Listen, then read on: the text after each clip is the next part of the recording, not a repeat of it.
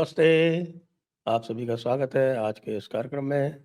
और आज हमारे साथ बहुत समय बाद आ रहे हैं डॉक्टर राजीव मिश्रा यूके से। नमस्कार और सर। हम उनसे बात करेंगे कि यूरोप में जो एक कोलैप्स और क्रम्बलिंग की जो स्थिति दिख रही है उसकी विश्लेषण करें, उनके कारणों की चर्चा करें और आगे क्या हो सकता है, विशेषकर जब हम देख रहे हैं कि अमेरिका में जो वोकिज्म का जो काउंटर मूवमेंट था, उसने बड़ी सफलतापूर्वक ना केवल टेक ओवर किया पॉलिटिकली, अपितु इस समय जो है वो डेमोक्रेट्स की स्थिति जब वो सारे खुलासे हो गए हैं, तो उसके बाद डेमोक्रेट्स की सपोर्ट जो है वो 21% पर पहुंच गई है।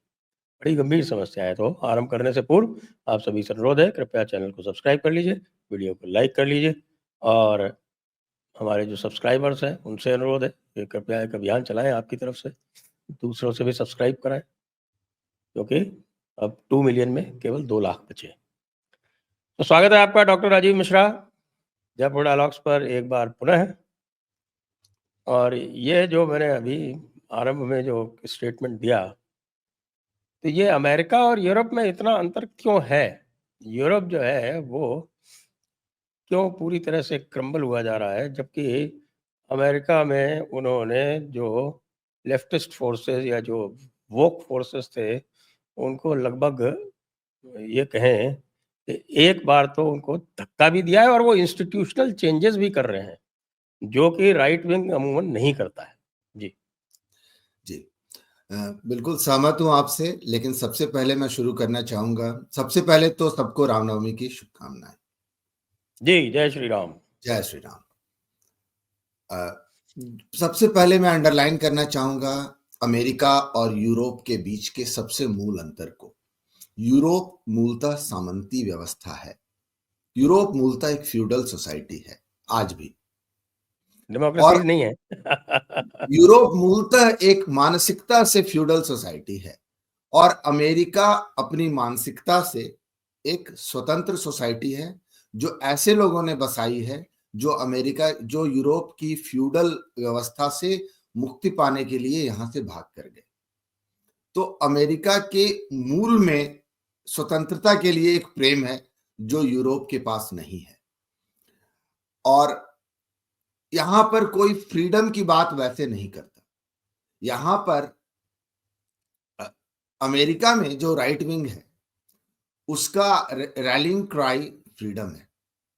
यूरोप का जो राइट विंग है उसके साथ एक आइडियोलॉजिकल ग्राउंड नहीं है। उसका रैलिंग क्राई रेस हो जाता है। वे अपने रेशियल इंटीग्रिटी को प्रिजर्व करने की चिंता से प्रेरित होते हैं, जबकि अमेरिका अपने संविधान के मूल स्वरूप को, जहां सबको अभिव्यक्ति की स्वतंत्रता, संपत्ति की स्वतंत्रता, अपनी सुरक्षा करने की स्वतंत्रता, ये सब विषय जो हैं वे अमेरिका के मूल विषय हैं और उनके साथ हर रेस के लोग जुड़ते हैं। भारतीय मूल के लोग बहुत बड़ी संख्या में जुड़े हैं। विवेक रामास्वामी जुड़े हैं। बहुत सारे भारतीय वहां पर रहने वाले, उन्होंने डेमोक्रेट्स का साथ छोड़कर रिपब्लिकन को वोट दिया है। बहुत बड़ी संख्या में लैटिनो जनसंख्या ने, बहुत बड़ी संख्या में अश्वेत जनसंख्या ने रिपब्लिकन्स को वोट दिया है डेमोक्रेट का साथ छोड़कर। तो अमेरिका के लिए जो राइट विंग का रैलिंग क्राई है वह फ्रीडम है। यूरोप के लिए जो राइट विंग का रैलिंग क्राई है वह दुर्भाग्य से रेशियल इंटीग्रिटी तक सीमित है। यहाँ का राइट विंग भी समाजवाद से उतना ही पीड़ित है जितना लेफ्ट विंग। तो उस दृष्टि से समाज की मूल अवधारणा में यहाँ के राइट विंग और लेफ्ट विंग में अधिक का अंतर नहीं है। यह बहुत फंडामेंटल अंतर है जिसके कारण राष्ट्रवाद जो है वो राइट विंग में यहाँ प्रेरणा नहीं देता। यूरोप में यूरोप में राष्ट्रवाद एक खराब शब्द गिना जाता है। पढ़े लिखे लोगों में तो वैसे राष्ट्रवाद भी यहाँ पे एक उसका जो बड़ा एथनिक टाइप का एक कॉनोटेशन था यूरोपियन नेशनलिज्म का। जी हाँ। तो जो आपके वेस्टफालिया की जो 1648 की ट्रीटी है, उसमें उन्होंने एथनिक लाइन पे यूरोप का बंटवारा किया था। जी। तो यूरोप का राष्ट्रवाद का कंसेप्ट जो है सो मूलतः रेसिज्म से पीड़ित है और जिसके कारण यहाँ राष्ट्रवाद और रेसिज्म को एक जैसा देखा जाता है, और राष्ट्रवाद को, और जितनी भी लड़ाइयां हुई हैं, जो भी कन्फ्लिक्ट हुए हैं, वह राष्ट्रवाद के नाम पर हुए हैं, और राष्ट्रवाद की मूल प्रेरणा दूसरों का दमन करना, यूरोपियन राष्ट्रवाद की मूल प्रेरणा दूसरों पर कब्जा करना और दूसरों का दमन करना रही है। इसलिए यहाँ के राष्ट्रवादी भी एक गिल्ट में रहते हैं, और यहाँ बहुत आसानी से अंग्रेजों को यह गिल्ट दिया जा सकता है कि तुमने दूसरों पर शासन किया, दूसरों को शोषण किया। अमेरिका के साथ यह बात नहीं है। अमेरिका कभी भी डायरेक्टली किसी दूसरे देश पर फिजिकली कब्जा करके और अपना उपनिवेश बनाने का दोषी नहीं पाया गया। अमेरिका का लोकल एक्सपेंशन हुआ, और पहले कुछ देश 12 राज्य थे, वो बढ़ते बढ़ते 50 हुए। मेक्सिको से कुछ हिस्सा लिया गया, दूसरे देशों से कुछ हिस्सा लिया गया और जोड़ा गया, और अमेरिका का लोकल विस्तार हुआ, लेकिन वह एक अमेरिकनाइज्ड वे में हुआ, ना कि एक कॉलोनियल वे में हुआ।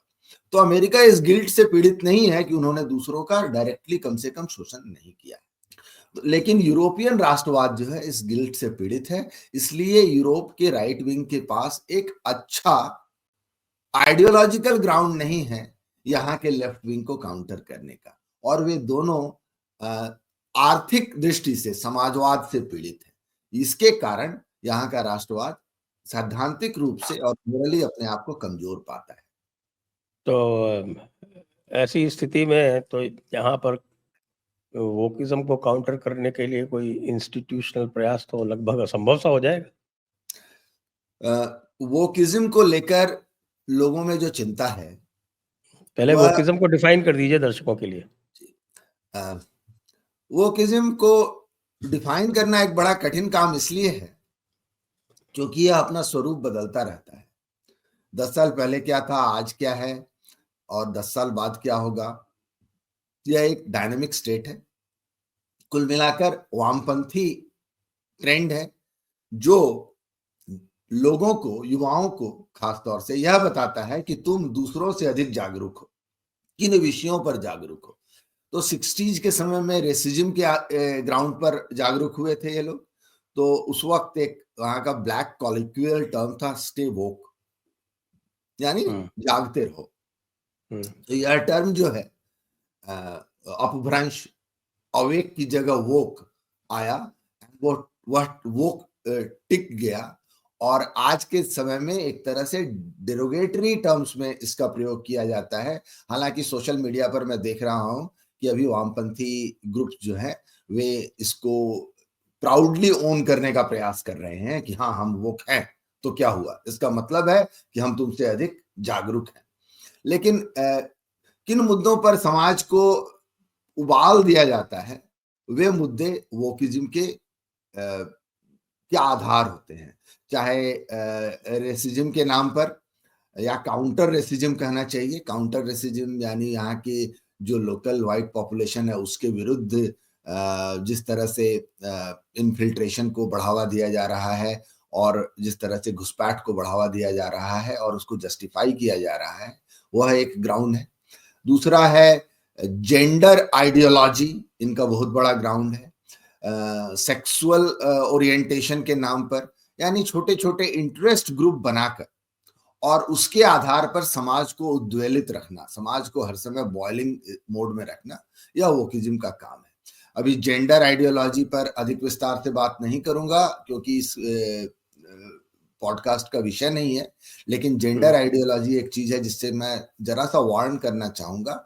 आपको आज के दिन में तस्वीरें दिखाई दे रही हैं, कल को आपको सड़कों पर दिखाई देंगे लड़के लड़कियों के ड्रेस पहन के लड़की बनकर घूमते हुए।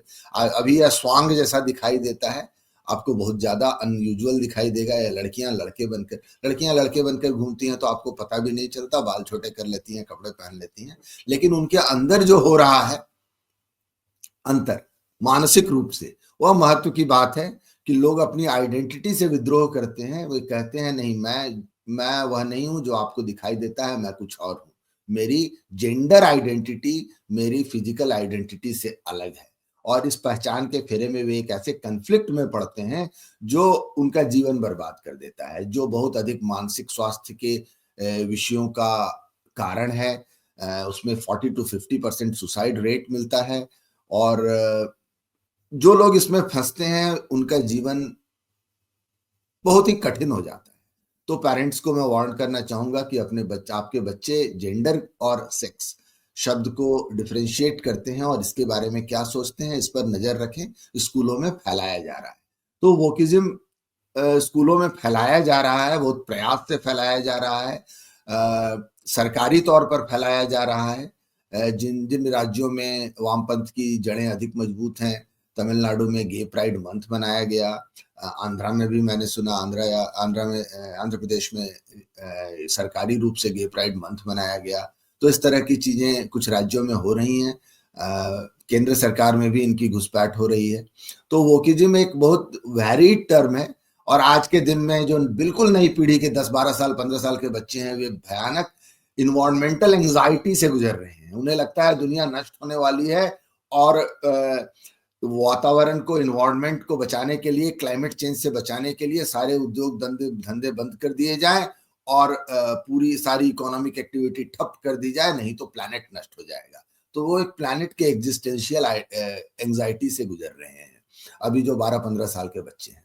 तो ये वोकिज्म का सबसे नया रूप है। तो वोकिज्म के रूप बदलते रहते हैं, इस पर नजर रखने की वोक वॉच की आवश्यकता है, लेकिन इसको एक फिक्स टर्म में डिफाइन नहीं किया जा सकता, क्योंकि अलग अलग पीढ़ियों में इसका रूप अलग अलग है। उद्देश्य एक ही है, उद्देश्य है समाज को हमेशा एक उद्वेलित स्थिति में रखना और कुछ लोगों को यह हाई मोरल ग्राउंड देना कि तुम समाज का भला दूसरों से ज्यादा सोचते हो और तुम्हें समाज को किधर ले जाना है इसका जिम्मा तुम्हारे ऊपर है। और पूरी देश की जनता क्या सोचती है, सारे लोग क्या सोचते हैं, मेजोरिटी क्या सोचती है, डेमोक्रेटिक मैंडेट क्या है से अलग तुम्हारे पास एक हायर मोरल मैंडेट है जो डेमोक्रेटिक मैंडेट को ओवरराइड करता है, और देश की, समाज की दिशा निर्धारित करना तुम्हारा काम है, चाहे इसके लिए तुम्हें कुछ भी करना पड़े।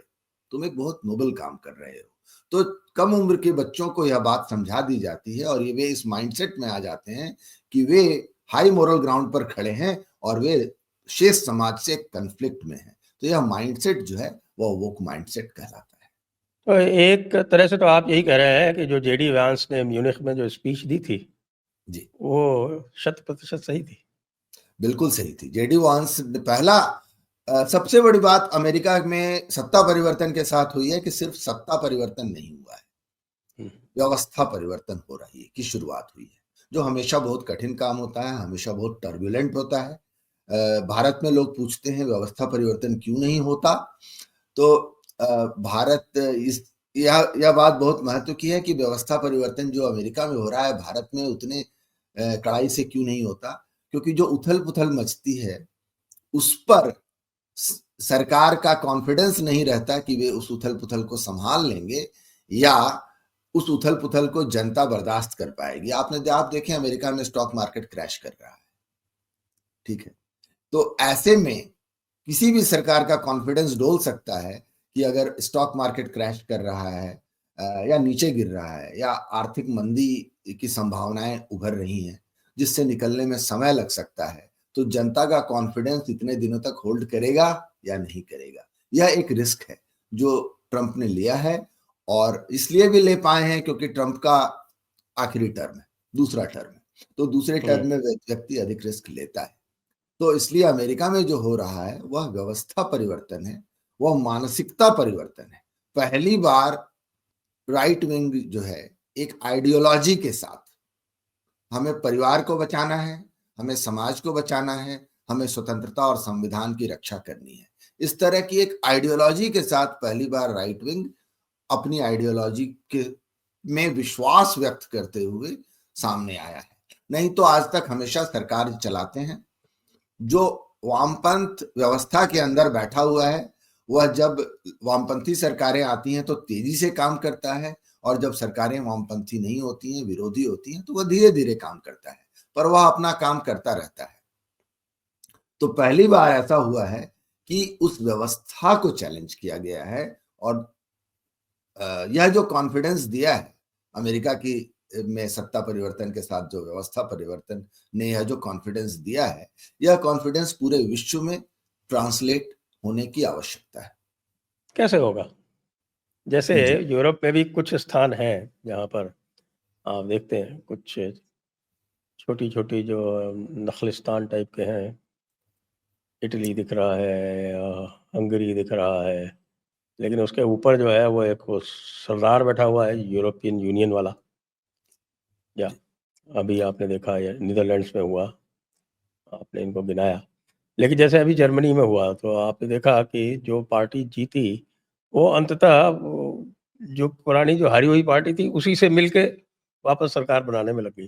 जी तो लोगों ने तो व्यवस्था परिवर्तन के लिए वोट किया, लेकिन व्यवस्था ऐसी है कि वो परिवर्तित हो ही नहीं रही। जी। जी अ, व्यवस्था परिवर्तन यूरोप के लिए बहुत कठिन है। यूरोप में जनता के बीच में मानसिकता में समाजवाद बहुत गहरे इंट्रेंच्ड है।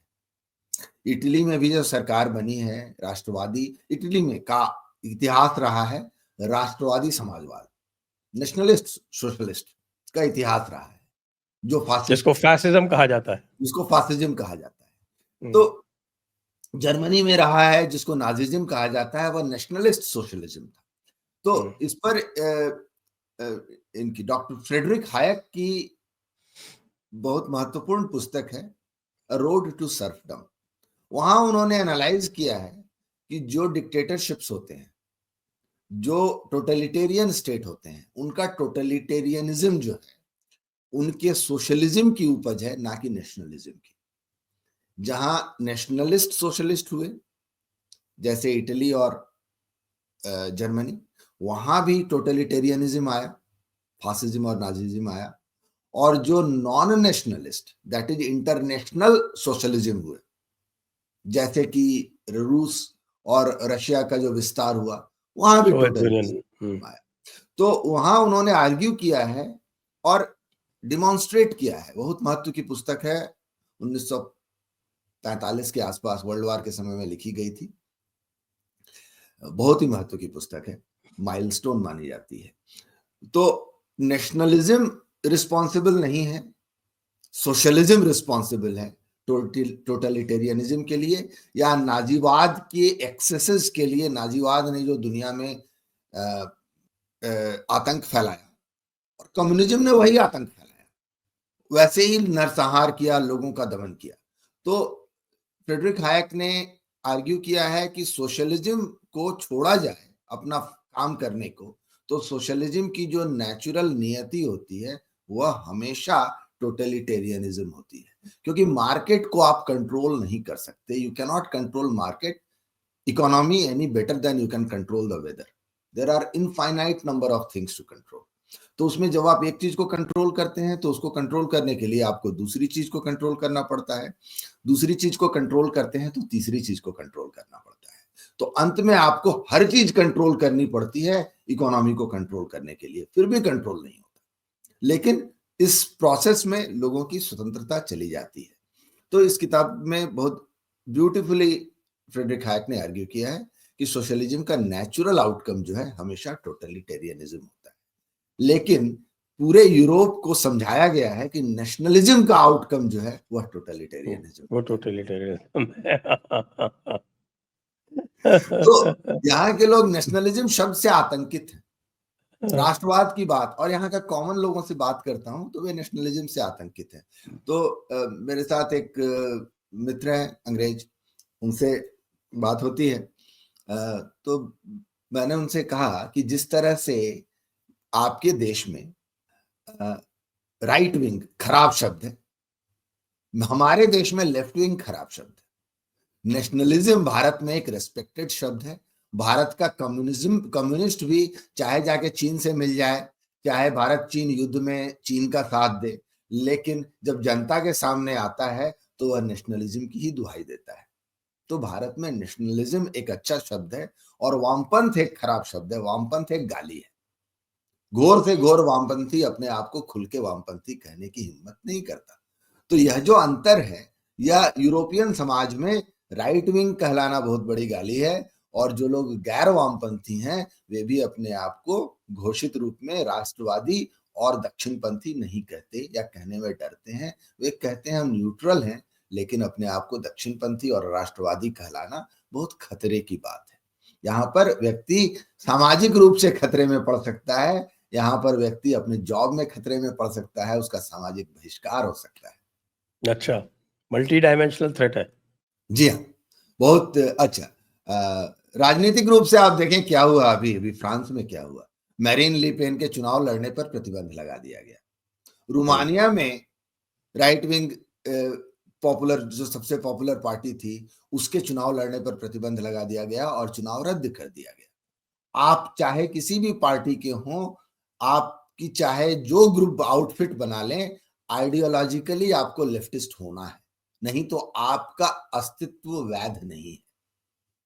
तो यूरोप की यह समस्या है। यूरोप में नाजिज्म को और फासिज्म के इतिहास को जिस तरह से पढ़ाया गया है और जिस तरह से जनता के माइंड में डाला गया है कि यहाँ नेशनलिज्म शब्द टैबू है और आपको घोषित रूप से वामपंथी बनना है, परिणाम वही होगा जो नाजिज्म का हुआ और फासिज्म का हुआ, टोटलिटेरियनिज्म की ओर जा रहे हैं।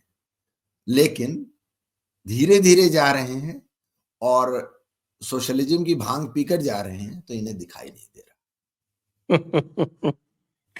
तो ये एक इनएक्सोरेबल मार्च टू डूम है, या कि इसमें कोई किसी भी तरह का बाधा व्यवधान डाला जा सकता है? बौद्धिक रूप से मुझे कोई प्रतिकार नहीं दिखाई दे रहा। बौद्धिक रूप से जो प्रतिकार है वह अमेरिका से आ रहा है। इकोनॉमिक्स की दृष्टि से समाजवाद प्रिवेलिंग आइडियोलॉजी है और मेरा मानना है कि सबकी शुरुआत वहीं से होती है। जो आइडियोलॉजिकल डिक्लाइन होता है उसकी शुरुआत जो है इकोनॉमी से होती है। जब आप समाजवाद को स्वीकार करते हैं, जो यहाँ की प्रिवेलिंग, लेकिन मैं 1 मिनट रोकूंगा आपको कि समाजवाद जो है वह आज के युग में केवल एक इकोनॉमिक फिलॉसफी नहीं है। हम तो कल्चरल मार्क्सिज्म भी जानते हैं, और ये कल्चरल मार्क्सिज्म और आपका पोस्ट मॉडर्निज्म, ये तो सोशल फिलॉसफीज हैं एक तरह से। जी, सिर्फ इकोनॉमिक फिलॉसफी की मैं बात करूं जहां से यह शुरू होता है, जी, मूलतः फिलॉसफी के स्तर पर अगर मैं एनालाइज करूं तो दोनों बिल्कुल अलाइन करते हैं। दोनों के मूल में सब्जेक्टिविज्म है, दोनों की मूल मेटाफिजिक्स जो है वह सब्जेक्टिविज्म है, यानी सत्य वह है जो आपको दिखाई देता है, जो आपको ठीक लगता है वह सत्य है और सत्य का कोई ऑब्जेक्टिव पैरामीटर नहीं है। यह पोस्ट मॉडर्निज्म फिलॉसफी का बेसिस है कि truth, there is no objective truth, truth is whatever you think is truth, is your truth. So truth का फ्रेगमेंटेशन हो गया है। अब व्हाइट ट्रुथ अलग है, ब्लैक ट्रुथ अलग है, फीमेल ट्रुथ अलग है, फेमिनिस्ट ट्रुथ अलग है, जेंडर आइडियोलॉजी के हिसाब से ट्रुथ अलग है। तो फिलॉसफी के स्तर पर, मेटाफिजिक्स के स्तर पर ट्रुथ सब्जेक्टिव है। वहीं एथिक्स के और मोरालिटी के स्तर पर जो प्रिवेलिंग फिलॉसफी है वह है एल्ट्रुइज्म। आपका अस्तित्व अपने आप में वैलिड नहीं है। आपके अस्तित्व का जस्टिफिकेशन यह है कि आप दूसरों के लिए कार्य करें। एक व्यक्ति अपने सुख के लिए जीता है और वह, जो कैपिटलिस्ट फिलॉसफी है कि भाई I have a right to work for my self, to work for my prosperity, and whatever I produce I own it, right? I live in a society, so I give enough back to the society so that society can provide me protection, but the purpose of my existence is my existence. Society में रहने से मेरा existence सुनिश्चित होगा, तो society का existence जो है वह बचाकर रखना मेरा काम है, but I do not need that as my justification of my existence. तो society exist for my existence. यह कैपिटलिस्ट फिलॉसफी है। जो सोशलिस्ट फिलॉसफी है, भाई आपको अपने लिए जीने का कोई हक नहीं है। अपने आप को मास के हवाले कर दो, अपने आप को एक डिक्टेटरशिप के हवाले कर दो, या अपने आप को एक हायर आइडियोलॉजी के हवाले कर दो, या अपने आप को दुनिया के हवाले कर दो। तुम्हें अपने लिए जीने का अधिकार नहीं है। यहां से जो सोशलिज्म अपना मोरल ऑथोरिटी डिराइव करता है, समस्या यहां है पूरे यूरोप की समस्या क्या है कि व्यक्ति का कहने को बहुत व्यक्ति की बात करते हैं, इंडिविजुअलिज्म की बात करते हैं, लेकिन इंडिविजुअल के फिलोसॉफिकली यूरोप की प्रिवेलिंग फिलोसफी में इंडिविजुअल का एग्जिस्टेंस जो है वह एक्सेप्टेबल नहीं है। तो इंडिविजुअलिज्म का जो डिक्लाइन है और कैपिटलिज्म का जो डिक्लाइन है, वहां से वोक फिलॉसफी को मान्यता मिलती है। ये बिल्कुल हैंड इन हैंड चलते हैं। जहां भारत में हम सोचते हैं कि वेस्टर्न वर्ल्ड जो है वह बहुत इंडिविजुअलिस्टिक है, जी नहीं, वेस्टर्न वर्ल्ड इंडिविजुअलिस्टिक नहीं है फिलोसॉफिकल लेवल पर। वेस्टर्न वर्ल्ड में इतना अधिक मैं कहूंगा कॉन्फॉर्मिज्म है। भारत में आप जैसे भी हैं, समाज आपको बदलने का प्रयास नहीं करता। यहां पर आपको कन्फॉर्मिटी की बहुत अधिक आवश्यकता है। आप अलग तरह के कपड़े पहन सकते हैं, बाल अलग तरह के रंग सकते हैं, आप अपने आप को कुछ भी बोल सकते हैं, लेकिन एक बेसिक स्तर पर अलग तरह का विचार एक्सेप्टेबल नहीं है। ये जो एक्सटर्नल डाइवर्सिटी जो है वह फिलोसॉफिकल कॉन्फॉर्मिटी को छुपाने का प्रयास है। आप देखें, डाइवर्सिटी की खूब बातें होती हैं, डाइवर्सिटी, रेशियल डाइवर्सिटी की बातें होती हैं, जेंडर डाइवर्सिटी की बातें होती हैं, इस सेक्सुअल ओरिएंटेशन के आधार पर डाइवर्सिटी की बातें होती हैं, एथनिक डाइवर्सिटी की बातें होती हैं, इंटेलेक्चुअल डाइवर्सिटी की बातें नहीं होती। वेस्ट में और यूरोप में intellectual diversity is not allowed. You have to be politically correct. If you are politically incorrect you will be punished for it. यह जो अंतर है, यह बहुत महत्व का अंतर है। हम सोचते हैं बहुत इंडिविजुअलिस्टिक सोसाइटी है, बिल्कुल नहीं है। यह बहुत कन्फॉर्मिस्ट सोसाइटी है और अलग तरीके से सोचना अलाउड नहीं है। अलग तरीके से कपड़े पहनना अलाउड है, नाक छिदाना अलाउड है, बाल रंगना अलाउड है, ईयर रिंग्स लगाना अलाउड है। अलग तरह से सोचना अलाउड नहीं है। यह बहुत महत्व की बात है। भारत के साथ ऐसा नहीं है। भारत में वैचारिक स्वतंत्रता यूरोप से बहुत अधिक और खासतौर से इंग्लैंड से ऐतिहासिक रूप से रही है, आज भी है, आज भी है। तो इंग्लैंड मूलतः, मैं कहता हूं, अगर कोई, मैं हिंदी में बोल रहा हूं तो मेरे अंग्रेज मित्र इसे नहीं समझेंगे, पर इंग्लैंड मूलतः एक स्लेव सोसाइटी है। इंग्लैंड मूलतः एक फ्यूडल सोसाइटी है। फ्यूडलिज्म से निकला, एक छोटी सी झलक देखी कैपिटलिज्म की, और उसके बाद जल्दी से पकड़ के बांध के इसे सोशलिज्म में धकेल दिया गया। इसलिए मैं जब कहता हूं कि socialism is neo feudalism, feudalism की सत्ता को पुनः स्थापित करने के लिए कैपिटलिज्म के विरुद्ध विद्रोह है, वह है सोशलिज्म। कि यार ये क्या बात है, हर कोई रिच हो जाएगा ना, 50% टैक्स लाओ, रिच होने चले, ये औकात है तुम्हारी। तो यह जो इंग्लैंड की मेंटेलिटी है, यहां पर अगर आप अमेरिका में अगर आप पैसे कमाते हैं और खास तौर से बिजनेस से पैसे कमाते हैं, आप रेस्पेक्ट कमांड करते हैं। अमेरिका में हर कोई नाम जानता है, एक एक। वहां आज से नहीं, हेनरी फोर्ड के समय से या रॉकफेलर के समय से, कार्नेगी के समय से, जिसने भी कुछ नया बनाया और समृद्ध हुआ, उसकी अमेरिकन समाज पूजा करता है। समृद्धि यदि उद्यम से आई है तो अमेरिकी समाज उसकी पूजा करता है। इंग्लैंड में समृद्धि का वैलिड रास्ता अमीर आदमी के घर में पैदा होना है। आप लॉर्ड होते हैं, आप रॉयल्टी होते हैं, आप नोबिलिटी होते हैं, तो आपको रिच होने का अधिकार है। एक आम आदमी मेहनत करके पैसे कमा के बिजनेस से पैसे कमाता है तो वह छुपता है, हमें पता नहीं है। मैं जिस गांव में रहता हूं सर, बहुत रिच लोगों का गांव है, मतलब एक एक घर कई कई मिलियन के हैं। मैं गांव का सबसे गरीब आदमी हूं। अच्छा। You are working class. Working class उनके, मतलब हम जैसे हमारे यहाँ गांव के बाहर में दूसरे टोले होते थे ना, हम वैसे वाले टोले में रहते हैं। तो यहाँ रिच लोगों का घर है, तो कई कई मिलियन के घर हैं, बड़े बड़े घर हैं जिसके अंदर घोड़े बंधे हैं। तो जरा सा 200-300 मीटर जाने से वो दिखने शुरू हो जाते हैं, मतलब विशाल एरिया में घर है जिसके अंदर वे घोड़े चलाते हैं। गांव है, acres of land, is it? हाँ। तो वहां पे घोड़े हमें दिखाई देता है। हम थोड़े दूर अगर वॉक पर निकलेंगे, आज संडे का दिन है, मौसम भी अच्छा है, उधर जाएंगे तो हमें घोड़े दिखाई देंगे। लेकिन वहां उस घर में रहता कौन है हम नहीं जानते। तो यहाँ का जो रिच क्लास है वो छुप कर रहता है और अपने रिच होने पर वह गिल्ट में रहता है, क्योंकि यहाँ का जो रिच क्लास है उसने लोगों का शोषण करके पैसे कमाए हैं, उद्यम से पैसे नहीं कमाए हैं। यदि किसी ने उद्यम से भी पैसे कमाए हैं, यदि किसी ने बिजनेस से भी पैसे कमाए हैं, तो वह अपने पैसे को छुपा कर रखता है। इन अमेरिकन अगर पैसे कमाता है तो वह इस पर गर्व करता है और वह इसको फ्लॉन्ट करता है और दूसरा उससे प्रेरणा पाता है। हमारे एक मित्र हैं, नाइजीरियन है, वो बोलते हैं यूएस जाते रहते हैं, उनका आधा परिवार यूएस में है, तो वो कहते हैं इंग्लैंड में और अमेरिका में क्या अंतर है, आप रेड लाइट पर रुकते हो और आपके बगल में एक फेरारी, रेड कलर की फेरारी रुकती है।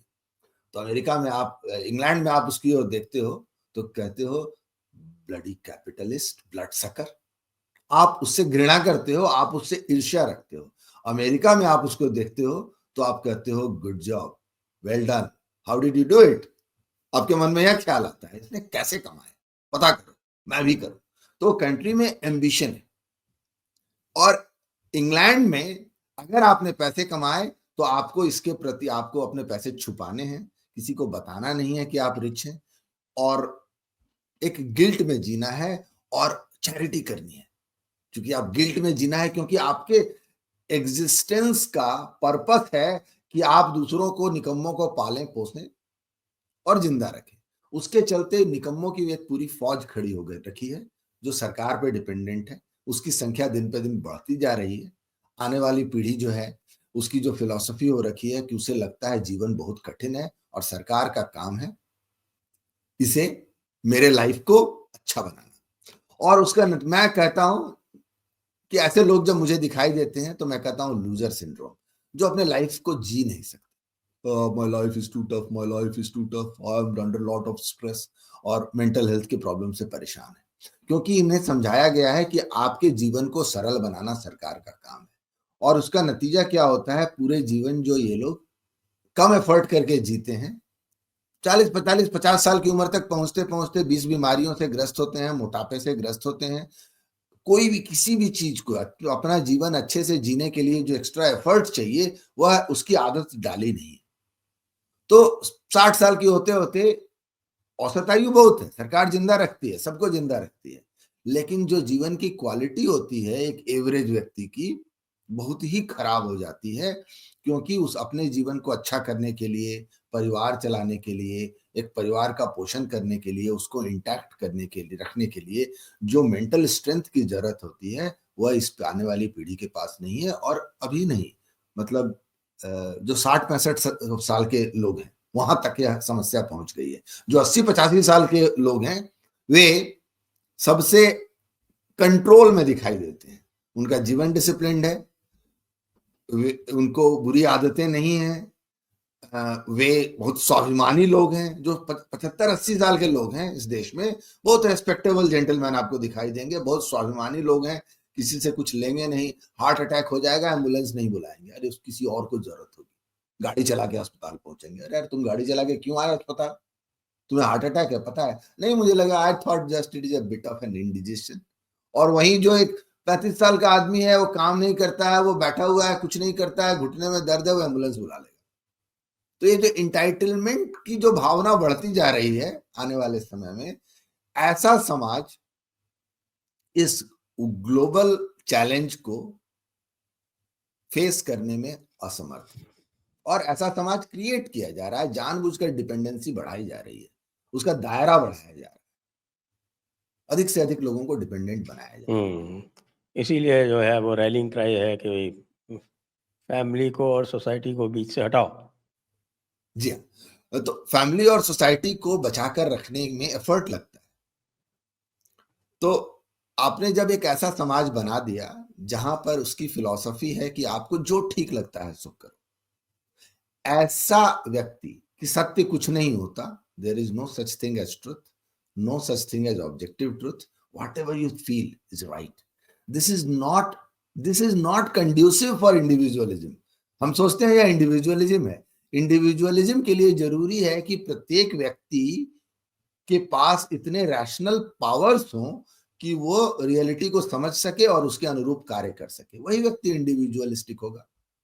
एक ऐसी सोसाइटी जहां आपको समझा दिया गया है what ever you think is right, यह इंडिविजुअलिज्म के लिए नहीं तैयार है। ऐसी सोसाइटी डिक्टेटरशिप के लिए तैयार है, क्योंकि जब आप सत्य को जानेंगे ही नहीं, रियलिटी को जानेंगे ही नहीं, जो मर्जी सो करेंगे, तो आप you will become incapable of functioning and then you are like a child जिसको जो मर्जी सो कर रहा है and you are in need of a dictator.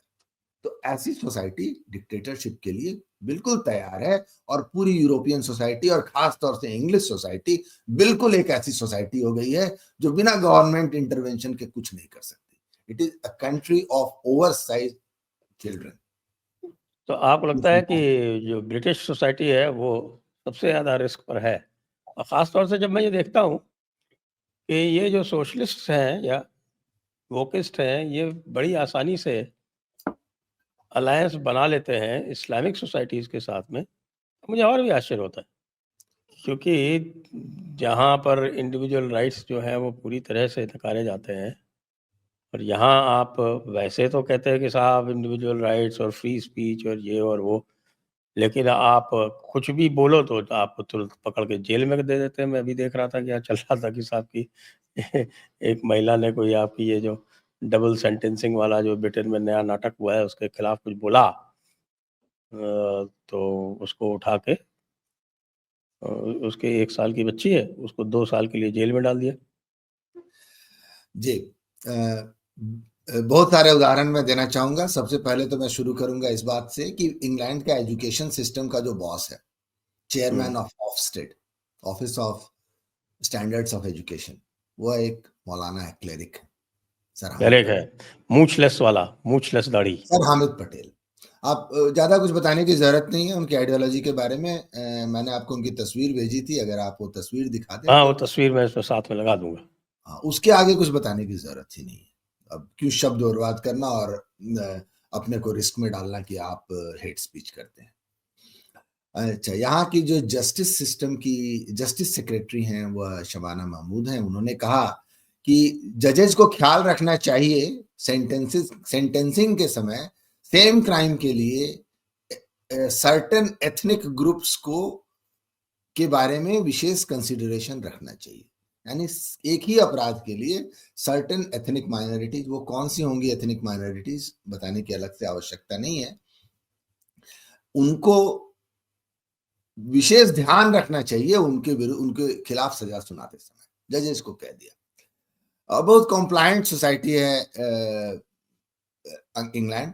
Alice in Wonderland एक आता था कार्टून, जो लेविस कैरोल की किताब है, उसमें एक है कि सरकार ने टैक्स लगा दिया कि फुट टैक्स, चलने पर टैक्स लगेगा, तो लोग एक टैक्स बचाने के लिए एक पैर से चलने लगे। अच्छा।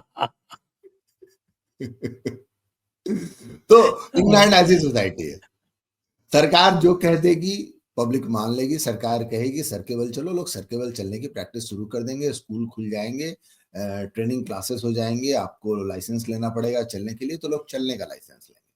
इस जैसे देश में जैसे जैसे टीवी देखने के लिए टीवी लाइसेंस देखने का मेरे लाइसेंस, ख्याल से इंग्लैंड के अलावा और कहीं नहीं है। आज भी इंग्लैंड में टीवी देखने का लाइसेंस लेना जरूरी। उस टीवी देखने का लाइसेंस लोग सोचेंगे कि टीवी देखने का लाइसेंस जो है उसमें आपको चैनल मिल रहा है, नहीं, आपको कुछ नहीं मिल रहा है। सिर्फ टीवी आप खरीद कर लाते हैं तो आपके पास चिट्ठी आ जाती है कि हमें पता चला है कि आपने टेलीविजन खरीदा है आर्गोस से। पहली बार मैं इस कंट्री में जब मैंने टीवी खरीदा तो मेरे घर में चिट्ठी आई कि आप we found out that you have bought a television, so please take licence, you have not taken licence. मैंने कहा मैं नहीं देखता टीवी। नहीं, तुम टीवी लिए हो तो लाइसेंस लेना है। भैया लाइव टीवी देखने पे लाइसेंस लेना है, मैं तुम्हारी बीबीसी नहीं देखता। झूठे हैं साले बीबीसी वाले, मैं नहीं देखूंगा। तो मेरे पास हर साल चिट्ठी आती है तुम्हारे पास टीवी का लाइसेंस क्यों नहीं है। मैं नहीं देखूंगा, मैं क्रिकेट का मैच नहीं देखूंगा, मुझे नहीं देखना क्रिकेट का मैच। मुझे यूट्यूब फुटबॉल का मैच देखूंगा। देखना है तो पब में जाके देख लूंगा, लेकिन साला लाइसेंस नहीं दूंगा। तो सॉरी, मैंने यूट्यूब देखने पे तो पाबंदी नहीं है। यूट्यूब देखने पर पाबंदी नहीं हो जाएगी। अच्छा, वो भी हो जाएगी। हो जाएगी, कुछ भी हो जाएगा। तो इंग्लैंड एक ऐसा देश है, सरकार जो नियम बना देगी, स्लेव कंट्री है, लोग उसको मान, हाँ। एक ऐसा देश।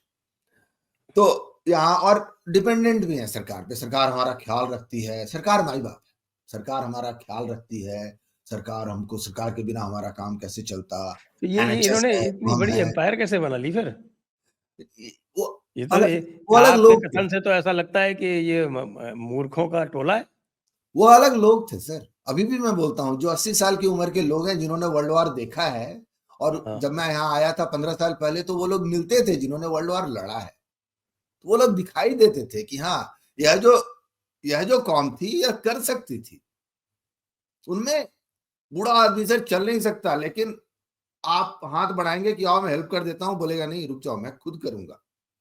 सच सेंस ऑफ, अभी भी जो 80 साल के लोग हैं ना सर, रेस्पेक्ट आता है, मतलब आखिरी सांस तक ये अपने इंडिपेंडेंस को प्रोटेक्ट करते हैं, हेल्प नहीं मांगते तब तक, बिल्कुल। मतलब सरकार घर में भेजती है, ये केयरर नहीं लेते, और 50 साल के लोग केयरर लेके बैठे हुए हैं। कोई बीमारी नहीं है, सिर्फ मोटापा इतना है कि बिस्तर से उतर नहीं सकते, लेकिन केयरर लेके बैठे हुए हैं। I can't help, I can't cope, I need help. लेकिन जो 80 साल 85 साल के लोग हैं, 90 साल के लोग हैं, 95 साल के लोग हैं सर, अपनी लाइफ अच्छे से जीते, और 95 साल तक पहुंचे भी इसीलिए हैं क्योंकि वो अपनी लाइफ अच्छे से जीते थे। कोई तो जो बूढ़े लोग हैं, जो वो जनरेशन है जिसने वर्ल्ड वॉर लड़ी थी, उसके लिए सचमुच रिस्पेक्ट आता है। वे अलग लोग थे, उनकी अलग फिलॉसफी थी, और उसको देखकर मुझे लगता है ह्यूमन बीइंग रेस नहीं होता। Human being is not defined by his race, human being is defined by his philosophy. उसकी फिलॉसफी बर्बाद कर दो, वे बर्बाद हो जाते हैं। कोई भी कौम जो है, कोई भी रेस सुपीरियर रेस और इंफीरियर रेस नहीं होती, फिलॉसफी सुपीरियर और इंफीरियर होती है। तो ये वे लोग थे जो इतने, उनकी फिलॉसफी ऐसी थी कि वे कर सकते थे, वे दुनिया पर शासन कर सकते थे। इस जनरेशन के बस का नहीं है। Interesting. England is the graveyard of ambitions. मैं अपने बच्चों को बोलता हूं, बेटा इस कंट्री से निकल जाओ, this is graveyard of ambition. यहां पर रहोगे, आपके जीवन का सबसे बड़ा उद्देश्य होगा कि सरकार मेरा ख्याल रखे।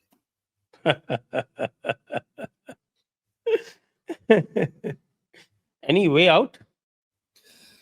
मुझे नहीं दिखाई देता, इंग्लैंड के केस में तो मुझे बिल्कुल नहीं दिखाई देता।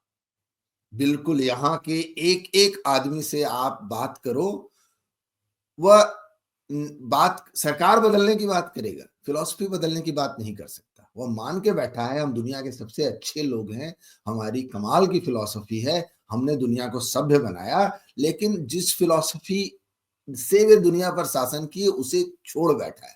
उसका जो सबसे बड़ा पिटफॉल है, उसे दिखता है कि सोशलिज्म बड़ी अच्छी चीज है, हम बड़े सुपीरियर लोग हैं क्योंकि हमारे पास नेशनल हेल्थ सर्विसेज है, हम सबका ख्याल रखते हैं। नेशनल हेल्थ सर्विस वो है, आप तो नेशनल हेल्थ सर्विस में ही काम करते हैं, जिसमें महीनों की क्यों लगती है, सालों की क्यों लगती है? महीनों की क्यों लगती है सर? एक जुकाम के लिए आप, जुकाम तो खैर अपने आप ही ठीक होगा, आपको तो डॉक्टर मिलेगा ही नहीं जुकाम खांसी देखने के लिए। जीपी की अपॉइंटमेंट 3 वीक के बाद मिलती है। आपको छोटी कोई चीज की जरूरत हो, जीपी की अपॉइंटमेंट 4 वीक के बाद मेरी पत्नी को मिली। उन्होंने कहा मैं इंडिया जा रही हूँ, मुझे जरा सा थोड़े दिन पहले का दे दो। तो नहीं नहीं, अच्छा मैं डॉक्टर हूँ, मैं अपनी पत्नी को दवाई लिख के नहीं दे सकता,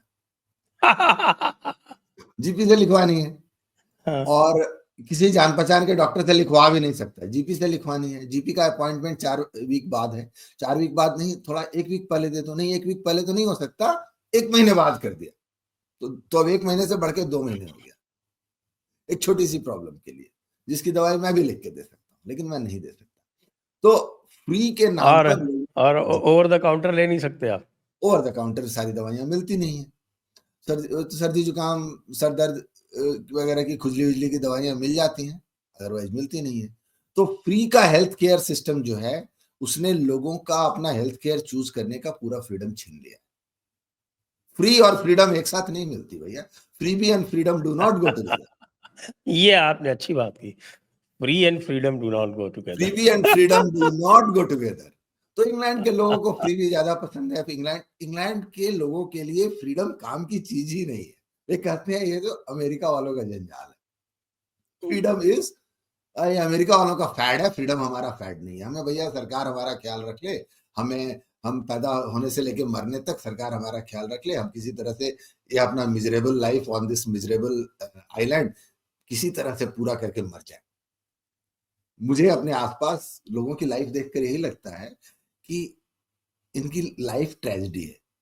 यहाँ लाइफ का खत्म होना और डेथ ट्रेजेडी नहीं है, लाइफ इटसेल्फ ट्रेजेडी है।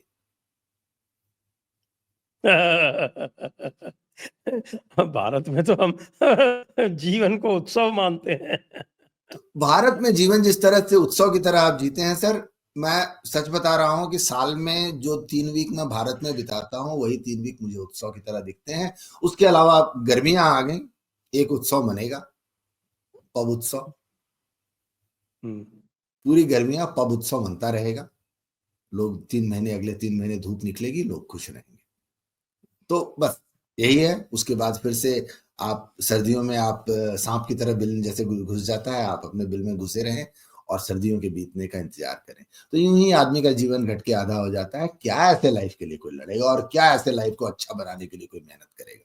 मैं तो बोलता हूँ अंग्रेजों के ने अपने जीवन को अच्छा बनाने का प्रयास ही छोड़ दिया है। ऐसी लाइफ को के खराब होने की क्या कोई शिकायत करेगा और क्या कोई इसे अच्छा बनाने का प्रयास करेगा? तो भारत के लोगों को समझना चाहिए कि हमारे पास क्या है। हमें जो वेस्टर्न अभी वर्ल्ड, आपको जो जिस तरह से हमारे डोनाल्ड ट्रंप जो है वो जा रहे हैं, आपको लगता है कि यूरोप और अमेरिका में एक युद्ध की स्थिति आ सकती है? कहां से युद्ध की स्थिति आएगी सर? युद्ध की स्थिति आती है जब औकात वाले होते हैं दोनों। ये चिल्ला सकते हैं, यूरोप चिल्ला सकता है। यूरोप की क्या औकात है कि वो अमेरिका से युद्ध कर ले? They just totally unmatched. युद्ध करना होता तो यूरोप वाले रशिया से किए होते नहीं।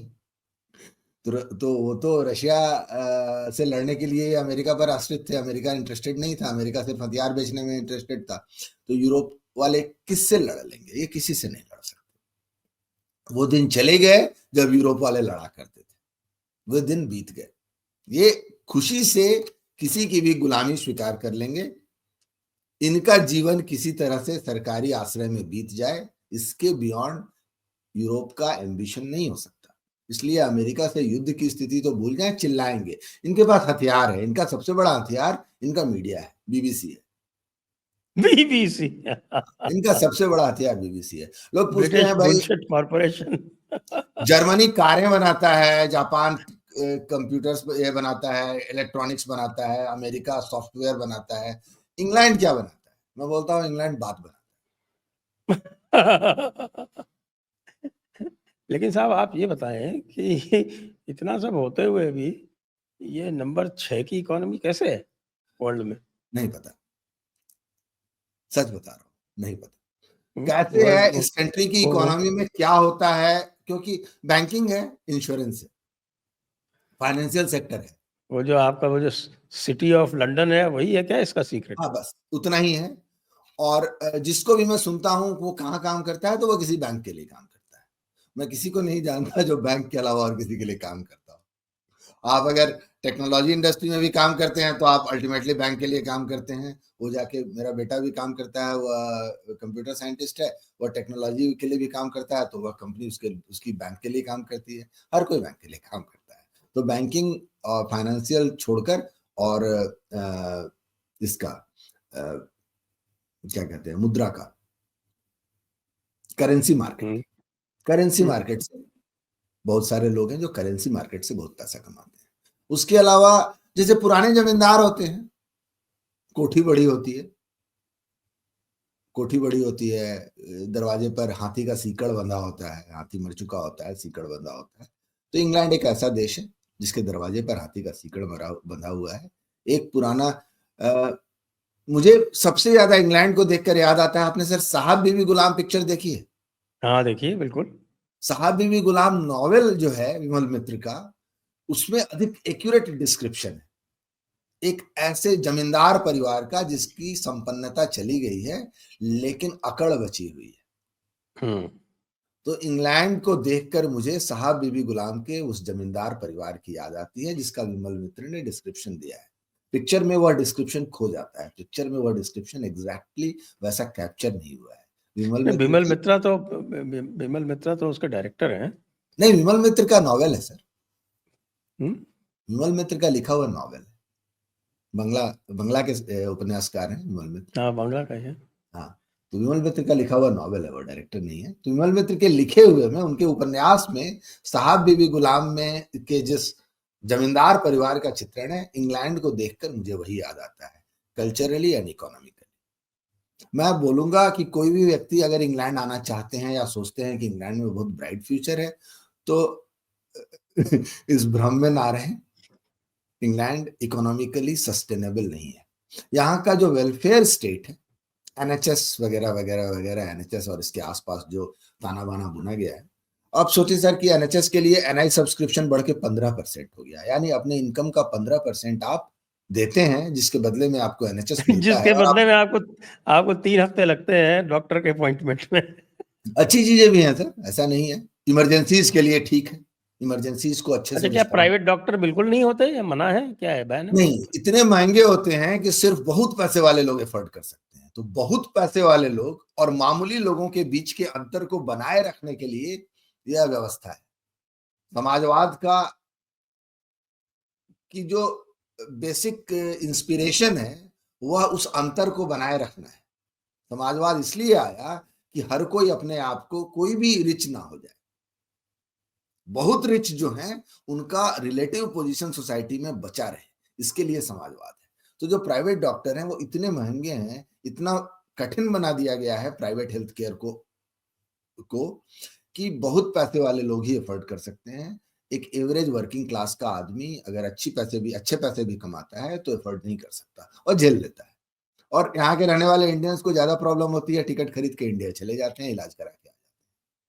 मैं यार देख रहा था कि न्यूजीलैंड में किसी को रूट कैनाल कराना था, तो हाँ, मैं सर खुद तो वो रूट कैनाल का जो का है रेट वो पूछा, बताया। बोला उससे कम पैसे में मैं इंडिया का चक्कर लगा लूंगा, टिकट आ जाएगा इंडिया का और इंडिया में रूट कैनाल भी हो जाएगा। तो मैंने वो कह रहे कि साहब के $2,500 का न्यूजीलैंड डॉलर बताया गया, वो $900 में इंडिया का रिटर्न टिकट लिया और यहाँ आके $20 $100 में में रूट करा के कैनाल करा चला लिया। बिल्कुल। 20 तो ये काम मैंने भी किया। तो घूमना भी हो गया, घर भी घूमा है। तो सर जो कुछ अच्छा था, दिखाई देता था कि यहाँ का एजुकेशन सिस्टम अच्छा है, तो ऑफ स्टेट के मालिक हामिद पटेल हो गए हैं। यहाँ का जस्टिस सिस्टम अच्छा था, तो जस्टिस सिस्टम की मालिक शबाना बेगम हो गई हैं। और अब जो अच्छा था वह चला गया, हाथ से निकल रहा है, थोड़े दिनों बाद उसकी असलियत भी सामने आ जाएगी। और सर अभी यहाँ के एजुकेशन सिस्टम का की पोल खोल रहा है, एक टीवी सीरीज आया है छोटा सा, एडोलेसेंस। इंग्लैंड में बहुत चर्चा है अच्छा, कि इंग्लैंड के स्कूलों की क्या हालत है। तो इंग्लैंड में ओटीटी नहीं है क्या? जी हाँ, ओटीटी नहीं है क्या यहाँ पे, नेटफ्लिक्स नेटफ्लिक्स पर है वगैरह? Sir adolescence. नहीं, मतलब नेटफ्लिक्स वगैरह आप देख सकते हैं बिना हाँ, लाइसेंस के? नेटफ्लिक्स बिना लाइसेंस के देख सकते तो ये तो हैं। लाइव वेरी टेलीविजन, बैड है। लाइव तो टेलीविजन नहीं अब देख इसके सकता, ऊपर भी देखता लगना चाहिए आपका लाइसेंस। लग जाएगा, किसी दिन लग जाएगा, लग जाएगा तो दे देंगे। ब्रेथ टैक्स मैं बोलता हूँ, इंग्लैंड में बेसिकली ब्रेथ टैक्स है, हम सांस लेने के टैक्स देते हैं। तो जॉर्ज ऑरवेल का 1984 ब्रिटेन पे ही लागू हो रहा है बजाय वो धीरे धीरे सोवियत लागू यूनियन है। और रशिया के ऊपर। नहीं, बेस्ट पार्ट क्या है सर कि आप एक मेढक को पानी में उबालते हैं तो उसको पता नहीं चलता कि बॉइलिंग टेम्परेचर आ गया, वही जो कहानी सुनाई जाती है वही हालत है इंग्लैंड में। यह जो परिवर्तन हुआ है इतने धीरे धीरे हुआ है। सोशलिज्म ने जो कैपिटलिस्ट इंग्लैंड, जिसने इंग्लैंड को प्रॉस्पेरिटी दी थी, वह धीरे धीरे सोशलिस्ट इंग्लैंड में बदला है। क्योंकि कैपिटलिज्म आया तो था, लेकिन कैपिटलिज्म के लिए जो फ्रीडम की फिलॉसफी चाहिए थी वह नहीं आई थी। तो इंग्लैंड ने अपना कैपिटलिज्म इसलिए खो दिया क्योंकि कैपिटलिज्म को डिफेंड करने के लिए इनके पास फिलोसॉफिकल ग्राउंड नहीं था। तो जैसे जैसे यहाँ के फेबियन सोसाइटी ने धीरे धीरे धीरे धीरे इस पे कब्जा कसा और शिकंजा कसा और धीरे धीरे ये कंसीड करते चले गए। तो जो मैंने कहा कि यहाँ का जो रिच क्लास है गिल्ट में जीता है, क्योंकि जो रिच है उसने अपने उसका वेल्थ जो है लोगों का शोषण करके आया है, तो ऑब्वियसली गिल्ट में जीता है। लेकिन इस गिल्ट को वह ट्रांसफर करता है उन लोगों पर जिन्होंने अपना वेल्थ मेहनत से कमाया है, वे भी गिल्ट में जीते हैं। तो धीरे धीरे ये कंसीड करते चले गए, टैक्सेशन बढ़ता चला गया, बढ़ते बढ़ते बढ़ते 45% टैक्स है, 15% एनआई सब्सक्रिप्शन है, उसके ऊपर 7% इस बार ये बढ़ गया, काउंसिल टैक्स पिछले साल से बढ़ के 7% बढ़ गया। तो सर काउंसिल टैक्स मैं अपने टेक होम इनकम का 5% से अधिक काउंसिल टैक्स भी देता हूं। तो जो सड़कों की सफाई होती है, तो आप सोचते हैं कि आपको जो 45% टैक्स देते हो उसके बदले में बहुत कुछ मिलता है, कुछ भी नहीं मिलता, कुछ भी नहीं मिलता आपको। उससे सरकार राजा ने अपनी रखवाली की, एक कविता पढ़ते थे स्कूल में, वह सरकार के चलाने का खर्च है और सोशलिज्म का बिल है। जो 45% आप टैक्स देते हैं वह लगभग पूरा का पूरा जो है वह सरकार अपने आप को मेंटेन करने में खर्च करती है। उसके ऊपर जो हेल्थ केयर आपको मिलता है उसके लिए आप 15% अलग से टैक्स देते हो, और जो सड़कों की सफाई होती है उसके लिए आप और महीने के 250 पाउंड देते हो, 25,000। चलिए हम भाग्यशाली हैं भारत में, क्योंकि यहाँ तो मुक्ति का दर्शन ये शाश्वत है। जो इकोनॉमिकली फ्री नहीं है वह फ्री नहीं है, सीधी सी बात है। चाइना में कम्युनिज्म है लेकिन लोग इकोनॉमिकली फ्री हैं, तो इंग्लैंड से ज्यादा फ्री हैं। इंग्लैंड में डेमोक्रेसी है लेकिन आपकी इनकम का 60% सरकार लेकर चली जाती है। तो आइए आज की चर्चा को यहीं पर अब विराम देते हैं। सभी दर्शकों का बहुत बहुत धन्यवाद, डॉक्टर राजीव मिश्रा को भी बहुत बहुत धन्यवाद। जय हिंद, जय भारत, वंदे मातरम। नमस्कार सर, और जय श्री राम। पुनः एक बार जय रामनवमी श्री राम। एक बार पुनः सभी को रामनवमी की बहुत बहुत बधाई।